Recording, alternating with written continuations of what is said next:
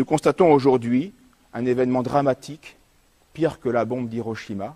Et vous le savez, aujourd'hui, Jean XXIII et Jean-Paul II ont été canonisés par François. D'abord béatifiés par Benoît XVI, il y a 3-4 ans, et aujourd'hui ils sont canonisés. Eh bien, il faut le dire, un anathème à cela, cette nouveauté incroyable. C'est une imposture. Et le terme n'est pas trop fort en disant qu'elle est diabolique. Et je vais faire quelques citations de prêtres qui ont connu la crise de l'Église il y a 40 ans, qui n'étaient pas réputés pour être des excités, et vous verrez les termes très forts qu'ils utilisaient. C'est un scandale au sens très fort, qui va favoriser l'apostasie encore plus profonde des masses et des catholiques, et qui va encourager l'idéologie révolutionnaire, maçonnique et satanique. Jean XXIII et Jean-Paul II, c'est l'alpha et l'oméga de Vatican II. Jean XXIII est au début, et Jean-Paul II l'a incarné dans la vie concrète des chrétiens. Donc c'est vraiment là, on a un tout. Vatican II, Jean XXIII et Jean-Paul II. Juste une anecdote pour vous faire comprendre la gravité de Vatican II et de ses conséquences dans l'apostasie des masses. Je ne sais pas si vous connaissez les fiches croire. Dans chaque grande église où il y a un petit peu de vie, vous avez au présentoir des fiches croire qui ont des thèmes différents. Le mariage, la mort, les sacrements. Et il y en a un qui traite de l'avortement. Je les ai tous lus. C'est approuvé par les évêques de France. Alors il y en a qui, on n'a pas grand-chose à dire, mais certains sont scandaleux. Et juste un exemple. Sur l'avortement. Voici ce qu'on trouve dans cette fiche croire dans les grandes églises où il y a un peu de vie. Vous pourrez aller vous voir vous-même. J'en ai trouvé une hier au mariage dans la basilique, que j'ai montré aux confrères. Et cherchez, vous verrez, vous pourrez lire tout de même, je n'invente rien. Si l'acte de l'avortement, si l'acte est grave, ces femmes, qui malheureusement se résignent à tuer leur enfant, ces femmes obéissent néanmoins à leur conscience. Et en cela, elles suivent, sans doute, sans le savoir, les recommandations de l'Église. Citation. La dignité de l'homme exige de lui qu'il agisse selon un libre choix et conscient. Vatican II, Gaudium et Spes, numéro 17. C'est quand même pas mal comme blasphème. C'est quand même joli comme beauté du diable. Ce raisonnement qui va encourager et détruire les consciences, au lieu de faire comme le bon ange gardien, de donner mauvaise conscience. On leur fait croire qu'elles obéissent aux prescriptions de l'Église. Dans quel monde sommes-nous? Monseigneur Lefebvre disait que l'instauration de cette Église conciliaire, depuis le Concile Vatican II, imbue des principes de 89, des principes maçonniques envers la religion et les religions, envers la société civile, est une imposture inspirée par l'enfer,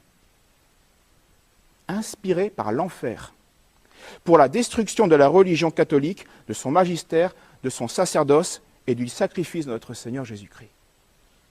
C'est dans son dernier écrit, Itinéraire spirituel, en 91 avant de mourir. Or, Jean-Paul II disait de Vatican II que c'était une nouvelle Pentecôte. Quand même pas rien comme image. Une nouvelle Pentecôte. Benoît XVI dit que Vatican II, c'est la boussole de l'Église. Et François dit que Vatican II est une relecture à la lumière de la culture contemporaine, donc maçonnique et révolutionnaire. Vatican II, c'est une imposture, c'est la révolution dans l'Église. C'est un contre-syllabus, disait Ratzinger. C'est une réconciliation avec le monde tel qu'il est, disait Karl Ratzinger, tel qu'il est depuis 1789. Donc on s'est réconcilié avec un monde antichrist et apostat. Mais où sommes-nous, encore une fois? Vous voyez bien, cette imposture qui règne depuis 50 ans. Et qui aujourd'hui arrive à un sommet, à une apothéose. Il faut voir comment les médias mondialistes sont en train de faire mousser l'événement et de le rendre, par la communication audiovisuelle, comme irréversible. On va enfoncer le clou dans toutes les têtes, on va fausser toutes les consciences. Et on peut redire aujourd'hui, en 2014, ce que Monseigneur Lefebvre écrivait à 40 cardinaux en 1978. Citation d'une lettre. Un pape digne de ce nom et un vrai successeur de Pierre ne peut pas déclarer qu'il se donnera à l'application du Concile et de ses réformes. Il se met par le fait même en rupture avec tous ses prédécesseurs. Là encore, les mots ont un sens. Bref, aujourd'hui, Benoît, François, l'Église conciliaire prétendent nous faire croire que Jean-Paul II, qui a baisé le Coran, qui a vénéré une citrouille, oui, qui a prié avec les animistes, avec les juifs, avec les hérétiques, après avoir détruit les derniers États catholiques, eh bien, ils veulent nous faire croire qu'il est saint, qu'il est exemplaire. C'est une imposture, la même qui continue, celle qui est inspirée par l'enfer. Là, on a affaire à des imposteurs qui sont complices objectifs, peut-être pas subjectifs, mais complices objectifs de la maçonnerie. Monseigneur Lefebvre disait, c'est évident. Pour qui connaît les doctrines, c'est une évidence qui crève les yeux. Malheureusement, beaucoup, dans les adultes et dans la jeunesse, on ne lit plus, on ne se forme plus, et on ne voit plus la gravité des choses. Nous vivons à la surface des choses, de manière superficielle, de manière audiovisuelle. Avec ça, on ne pourra rien faire. Jean-Paul II, Benoît et François, par leur œcuménisme, ont détruit la foi, détruisent la foi. Jean-Paul II a ce qu'on appelle le terme théologique de communicatio in sacris, c'est-à-dire qu'il a communiqué dans les choses sacrées avec tous les hérétiques de la terre, avec tous les païens, avec les animistes, les juifs, etc. Benoît a prié dans une mosquée selon les rituels musulmans. Et François, lui, dit que le prosélytisme est une pompeuse absurdité. Une pompeuse absurdité. Mais est-ce que c'est l'évangile qu'on a reçu des apôtres et des papes depuis 2000 ans? Qu'est-ce qu'on doit dire si ce n'est pas l'évangile, si c'est une nouvelle doctrine? On doit dire anathème à ces personnes, tout simplement. Et il ne faut pas s'étonner que beaucoup d'évêques, que la plupart des évêques, en France et dans le monde, mais à Bayonne, à Paris, à Valence, au Havre, eh bien, au nom de Vatican II, disent qu'il est légitime, qu'il est normal, que c'est un droit que les musulmans aient leur mosquée, au nom de la liberté religieuse, au nom de la dignité humaine. Ils ont droit à leur mosquée. Jean-Paul II, Benoît et François, après avoir ont favorisé, béni même, loué et prié avec le judaïsme, en tant que judaïsme, qui est antichrist. Il n'y a pas plus antichrist que la religion juive, depuis la mort de notre Seigneur. Ils sont les amis de la religion juive. Là encore, montrez-moi un exemple dans l'histoire de l'Église qui permet cela. N'est-ce pas une nouveauté ahurissante, à laquelle on doit dire simplement, mais anathème, très simple, très ferme. Jean-Paul II est allé jusqu'à reconnaître que l'ancienne alliance n'avait pas été abrogée. Donc il reconnaît la validité de la religion juive. Mais il contredit directement saint Paul aux Épîtres aux Hébreux. Il faut dire, moi je suis saint Paul, et je dis anathème à Jean-Paul II, c'est évident. Benoît a prié 3 fois dans les synagogues, et puis je passe d'autres choses.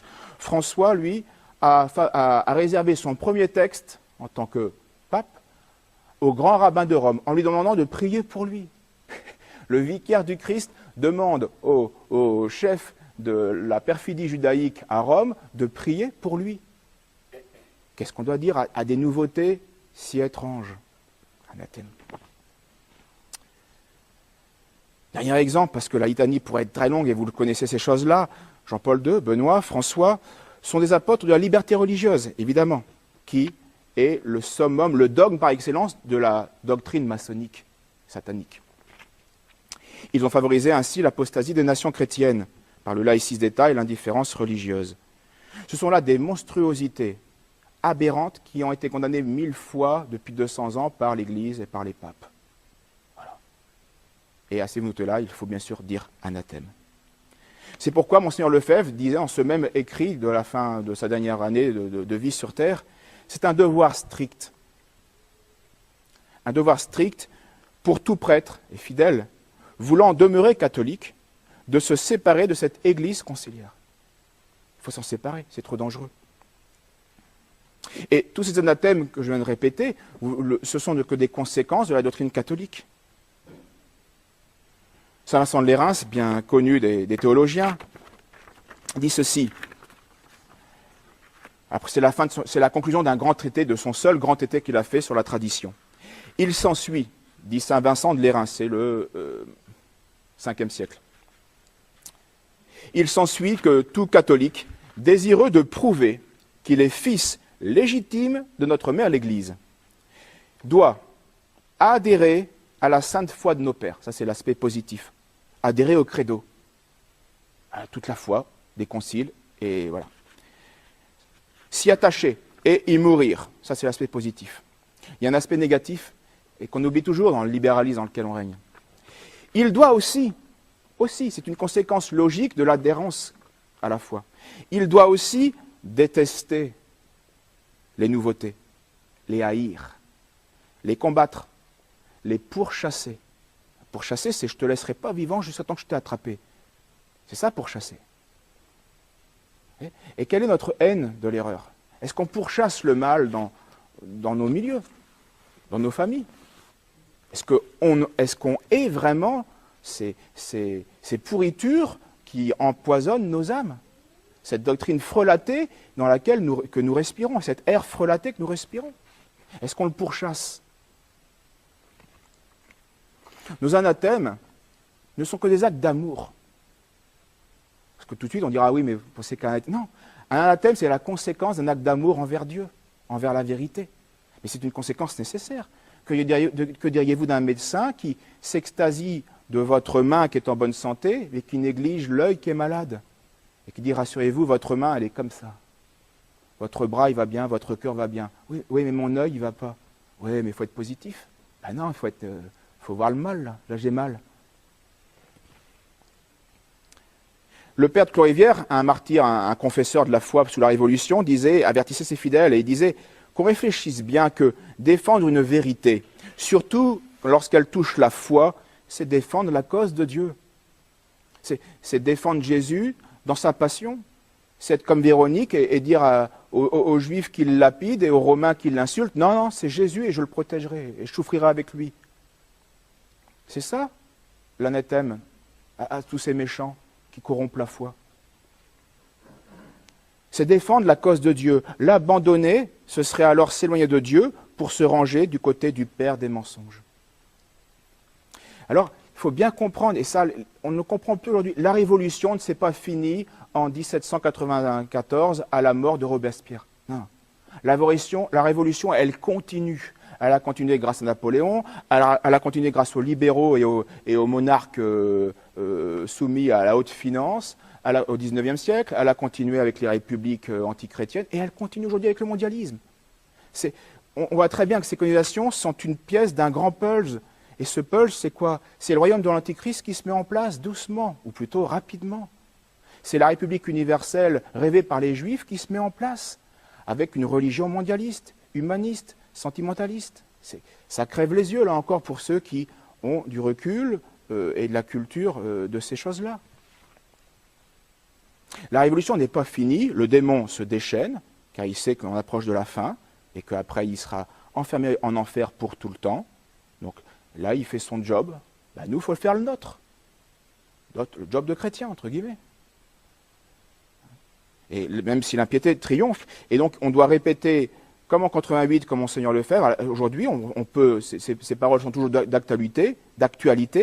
La chair de Pierre, disait Monseigneur Lefebvre, avant les sacres, et les postes d'autorité de Rome sont occupés par des antichrists, objectivement. Et certains espèrent, dans ce contexte de guerre, certains espèrent vivre tranquilles dans leur petit monde, de vivre sans anathème, dans une coexistence pacifique. Et ils s'illusionnent complètement, et ils vont trahir la cause du combat de la foi, c'est évident. Il y aura, comme nos ancêtres, nous aurons des choix difficiles, crucifiants à faire, héroïques même, comme l'ont fait nos prédécesseurs.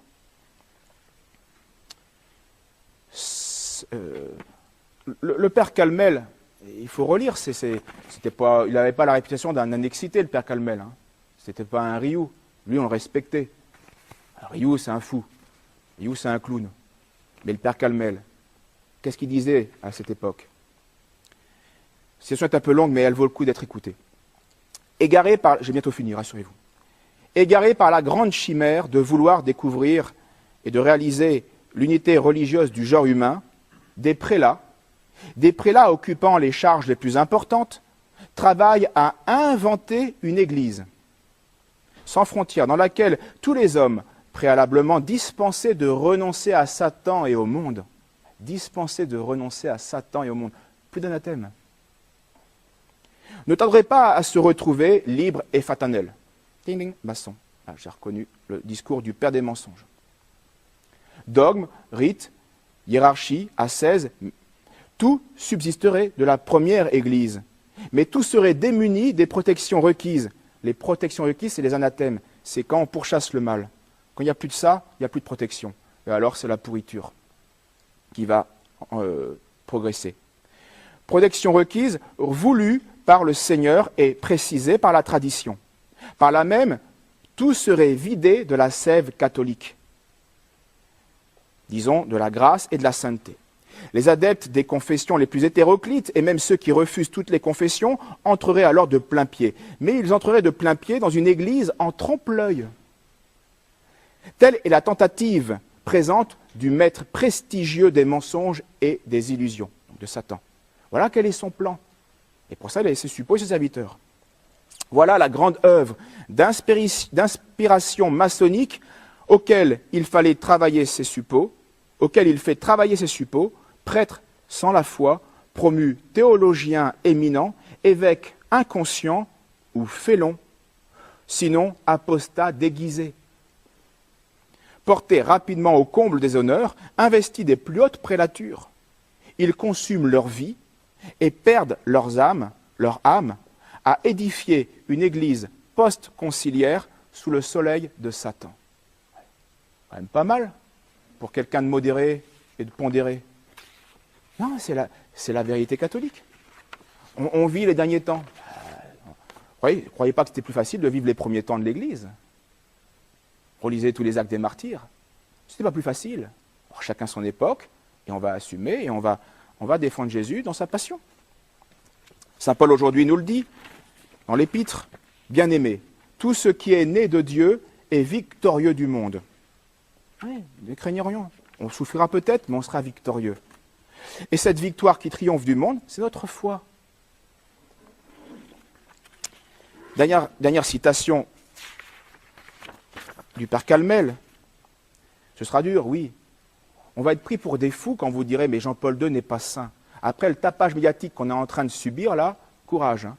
Courage pour faire comprendre aux gens qu'on est dans une imposture diabolique.